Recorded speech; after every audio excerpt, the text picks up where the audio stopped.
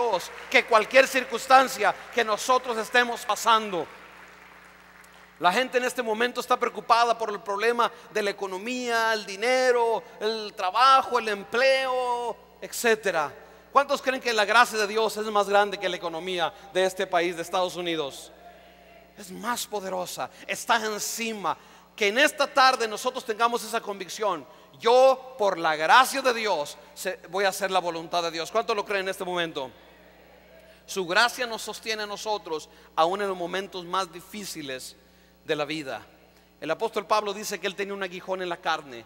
Y ese aguijón en la carne, realmente es difícil saber exactamente qué era. Lo único que sabemos que era algo que le afectaba mucho, le molestaba mucho, y sabemos que venía de parte del diablo, y sabemos que Dios lo había permitido. Eso es básicamente lo que sabemos acerca de ese aguijón, como Pablo le llama. Pablo lo consideraba como que si alguien le hubiera clavado una lanza en el costado y no lo dejaba, estaba molestando, ahí estaba eso, estorbando. Y le había pedido a Dios 3 veces, ¿verdad? Ahora, ¿por qué Dios lo permitió? ¿Por qué Dios permitió este mensajero de Satanás? Pablo no lo dice porque él dice, bueno, a mí Dios me ha bendecido tanto que tengo problemas con orgullo, y Dios permitió esto para que yo no me enorgullezca y descubra que no es por mí, sino es por la gracia de Dios. ¿Cuántos de ustedes han leído ese versículo en Pedro donde dice que Dios resiste? Dios literalmente pelea en contra de los soberbios, pero les da gracia a los que reconocen su necesidad de Dios. Eso es humildad. Hay mucha gente que dice humildad es porque no tengo ni $1. Soy bien humilde, estoy bien pobre, estoy quebrado, le debo a todo mundo. No, eso no es humildad, eso es pobreza. La humildad que la Biblia habla es una actitud del corazón que dice necesito de Dios y necesito de los demás. El orgullo es lo contrario, no necesito de Dios ni necesito de nadie. Ese es el orgullo, y Dios resiste a esas personas. Y Pablo tenía problemas con eso, él lo reconoce. Para que yo no me crea mucho, Dios permitió esto para que me dé cuenta que no es por mí. Porque miren, ¿qué es lo que Pablo nos dice a nosotros de su experiencia? Yo quiero que veamos un poco cómo empezó la iglesia de Gálatas. Hechos 16:16. Vamos a entender un poco acá lo que Pablo está viviendo. Ese famoso palabra del aguijón en la carne. Número 1, Hechos 16:6. ¿Ya lo tienen conmigo, por favor? ¿Sí? Número 1, Pablo comenzó la iglesia en la región de Galacia. Dice Hechos 16:6: atravesaron la región de Frigia y Galacia, ya que el Espíritu les había impedido que predicaran la palabra en la provincia de Asia. Se dirigieron hacia Galacia. Galacia era una región donde había varias ciudades. Predicó en varias ciudades. Versículo 7, cuando llegaron cerca de Misia, Bitinia, okay.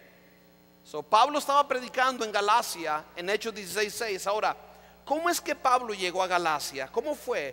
Esto pasó en el año 50, pero yo quiero que veamos ¿qué fue lo que llevó a Pablo a esa región? Gálatas ahora, por favor. Gálatas rápidamente. Vamos a ver Gálatas capítulo 4:14. Vamos a ver qué dice la palabra del Señor. Gálatas 4:14.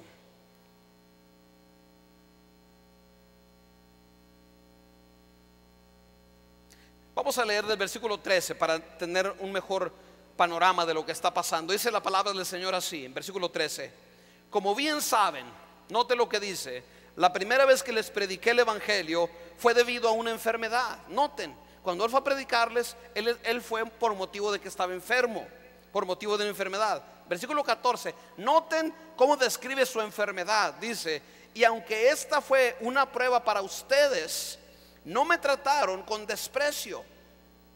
Dice así la palabra del Señor: al contrario, ni desprecio ni desdén, al contrario, me recibieron como un ángel de Dios o un mensajero de Dios, como si se tratara de Cristo Jesús. Lo que Pablo está hablando aquí era de que esa enfermedad que él tenía de alguna manera afectaba su apariencia física. Algunos escritores dicen que tenía una enfermedad en los ojos, y que esa enfermedad en los ojos le hacía que los tenía siempre cerrados y que no podía ver bien, y le supuraba de sus ojos, como algo así como pus o algo que lo hacía ver y oler de una manera bien desagradable. Y ese era, muchos dicen, ese era el aguijón que Pablo estaba experimentando. Y él dice, cuando yo fui a predicarles, yo estaba pasando por esto, por esta situación. Pero él dice, a pesar de eso, aunque ustedes me vieron y decían, por cómo hablar de Dios, mira cómo está. Dice, ustedes no se fijaron en mi apariencia, sino que me recibieron como si yo fuera un mensajero de Dios, o como si Cristo mismo les hablaba. ¿Por qué? Por la gracia de Dios. Amén. Era la gracia lo que la gente vio en él. No fue Pablo, no fue la elocuencia o el poder de sus palabras, pero fue la gracia de Dios. Por eso él decía, yo me gozo que aunque estaba así, mi Dios, aleluya, no me dejó solo y me llevó a predicar, y fue más que suficiente. Amén. ¿Sí están conmigo en esta tarde? Ahora, ¿cómo es que nosotros hacemos la gracia de Dios nuestra? ¿Cómo les diría? La gracia de Dios es nuestra, es un regalo. Dios quiere manifestar su gracia, pero a veces nosotros le estorbamos a Dios para que su gracia se manifieste. Hay 4 cosas que debemos de recordar en todo momento para no estorbarle a la gracia de Dios en nuestra vida. Porque si no, como Pablo dice, y la gracia de Dios no fue en vano para mí. ¿Cómo podemos lograr que la gracia de Dios no sea en vano? Número 1, abra su Biblia en 2 de Timoteo 4:16. 2 de Timoteo 4:16. Vamos a ver qué dice la palabra de Dios.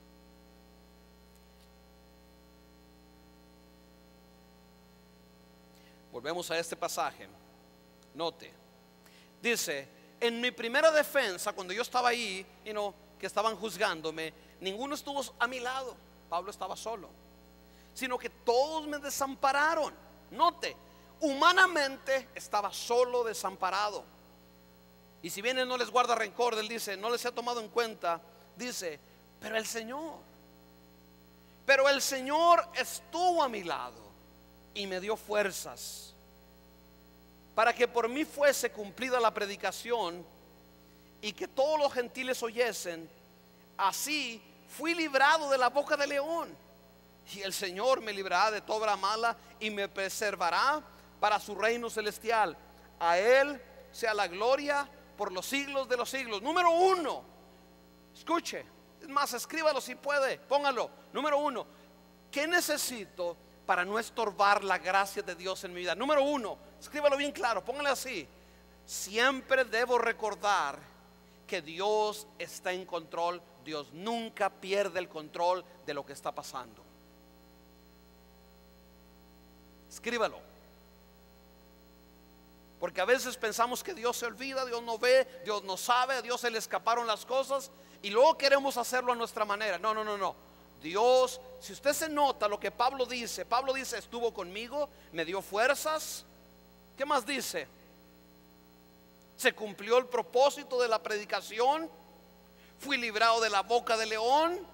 El Señor librará mi alma de toda obra mala. Me preservará para su reino celestial. ¿De qué está hablando Pablo? Pablo confiaba que Dios estaba en control. A ver, ¿cuántos creen que Dios está en control de sus vidas? Levante su mano si lo cree. ¿Lo creen? Voltee con la persona que está a su lado y recuérdese, dígale: Dios está en control de tu vida. A ver, voy a esperar a que todos lo hagan. A ver. ¿Cuántos lo creen? ¿De veras lo cree que Dios está en control? ¿Cuántos creen que podemos dar un aplauso de agradecimiento? De veras, si lo cree con todo nuestro corazón.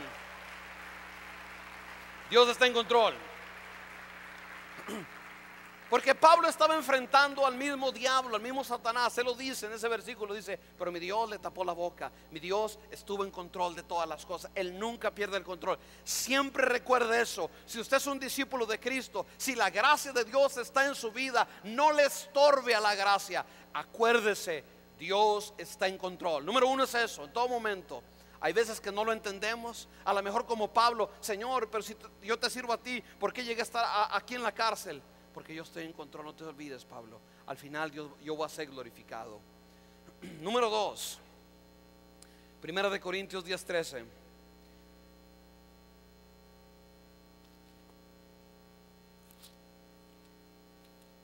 Primera de Corintios 10:13.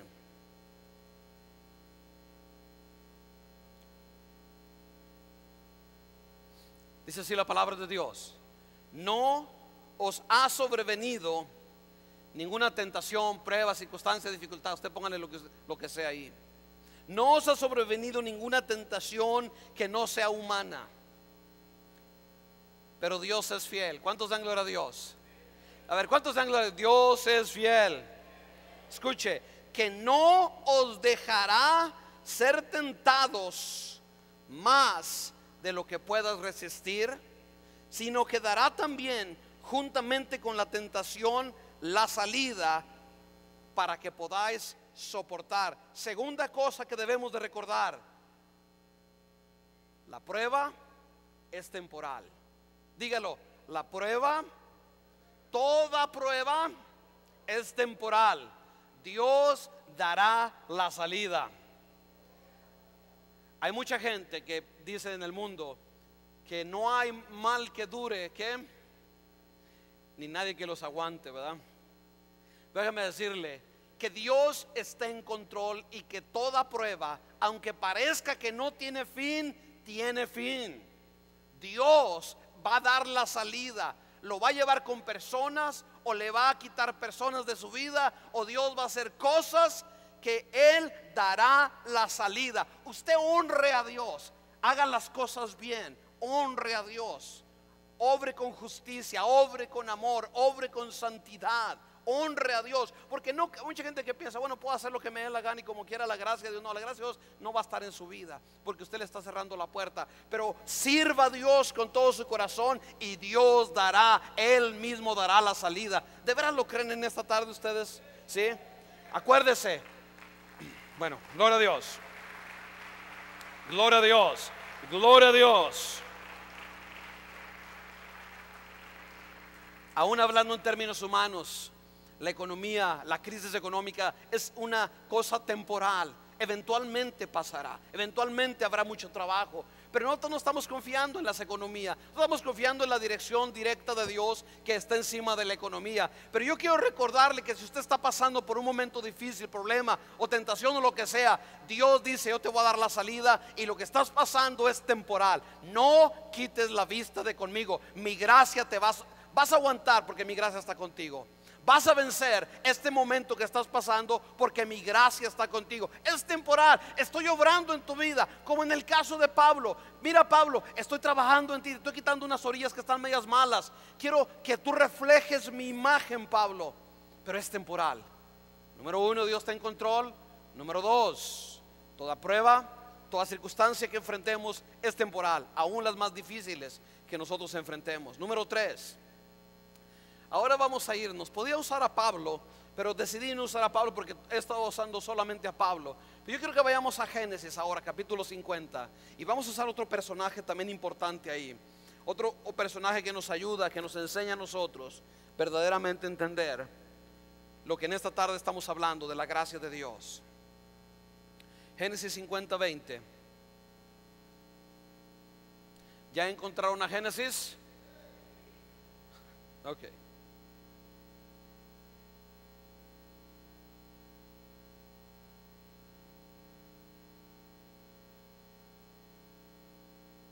Dice así la palabra de Dios. José está hablando estas palabras. Bueno, ya no era joven, pero este personaje bíblico, dice la palabra del Señor, dice: vosotros pensáis mal contra mí, mas Dios lo encaminó a bien, o lo obró para bien, o lo cambió para bien, para hacer lo que vemos hoy, para mantener en vida a mucho pueblo.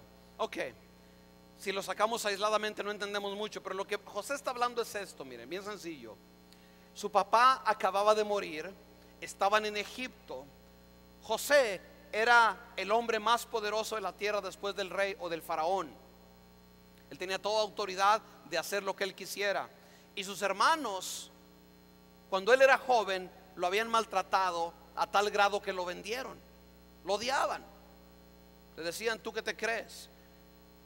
Si ¿a poco crees que la bendición o la gracia de Dios es más contigo? Pero en realidad Dios tenía un llamado especial para José, y a veces eso provocaba envidia en sus hermanos.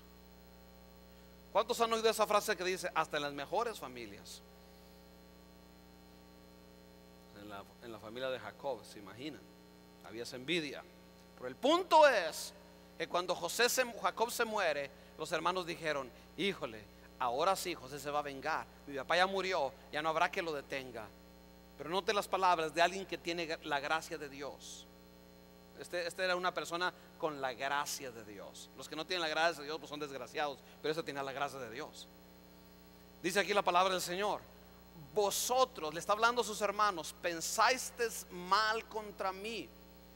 Y vaya que pensaron mal, lo vendieron.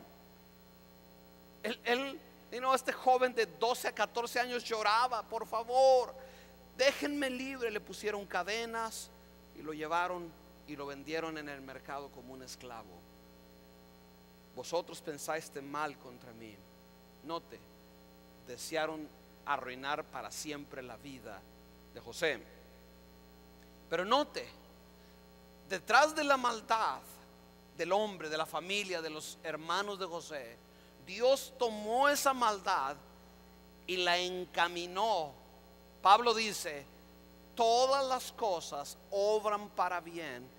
Esto es para los que conforme a su propósito son llamados, los que aman a Dios. Todas las cosas obran para bien. Aquí dice que la maldad de los hermanos Dios la usó para llevar a José al lugar donde ahora estaba de honor, de autoridad. Y que dice la palabra que él dijo para hacer lo que vemos hoy. ¿Qué es lo que vieron? Que en medio de la gran escasez en Egipto abundara la comida para mantener con vida a mucho pueblo. O sea, la tercera cosa que nunca debemos olvidar es esto: para los que aman a Dios, todas las cosas ayudan para bien. A nosotros nunca nos pasa nada malo solo por pasarnos algo malo. Pero aún hasta los problemas que enfrentamos en la vida, Dios va a ser glorificado. Dios nos va a enseñar una lección. Vamos a crecer, vamos a ir adelante en nuestra vida. ¿Por qué? Porque amamos a Dios. Amén.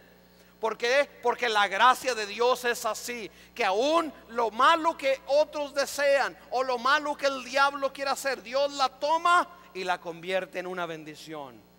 Nunca olvidemos que esa es la gracia de Dios para los que aman a Dios. Amén. Gloria a Dios. ¿Lo entienden en esta tarde? José entendió que Dios usó lo malo para cumplir sus propósitos. Número 4, ¿qué necesitamos para no estorbar la gracia de Dios? Necesitamos fortalecernos en la gracia de Dios. Segunda de Timoteo 2:1. Vamos a leer aquí la palabra de Dios. Segunda de Timoteo 2:1. Me gusta mucho este libro de Timoteo, la verdad, porque Timoteo era un pastor que está siendo ayudado por su líder. Y miren lo que dice aquí la palabra del Señor. Número 4. Aquí está la cuarta cosa. Segunda de Timoteo 2:1. Dice así la palabra del Señor: así que tú, hijo mío, Pablo le está hablando a Timoteo como su discípulo, como su hijo espiritual, y le dice: pero tú, así que tú, hijo mío, fortalécete por la gracia que tenemos en Cristo Jesús. ¿Por qué le está diciendo esto el apóstol Pablo a Timoteo? Le voy a decir por qué. Ser pastor es una de las cosas más difíciles que hay a veces. No siempre, es una de las bendiciones más grandes, pero a veces es una de las cosas más difíciles. Pero es mucho más difícil ser pastor cuando la gente de la iglesia está en contra del pastor. Mucho más difícil. En el caso de Timoteo, la iglesia estaba en contra de su pastor, que era Timoteo. Básicamente no lo querían como pastor. Pablo había empezado la iglesia y Pablo pues era Pablo. Pablo escribió las cartas, Pablo, Dios lo usaba. Y de pronto Pablo se va y dice: Timoteo, ahora tú eres el pastor, yo me voy. Y era joven. Y a veces la gente no entiende lo que es la unción de Dios, la autoridad, y se fija en el hombre y empiezan a decir: ¿quién es este jovencito? ¿Qué nos va a enseñar? ¿Qué nos va a decir? ¿Quién es este?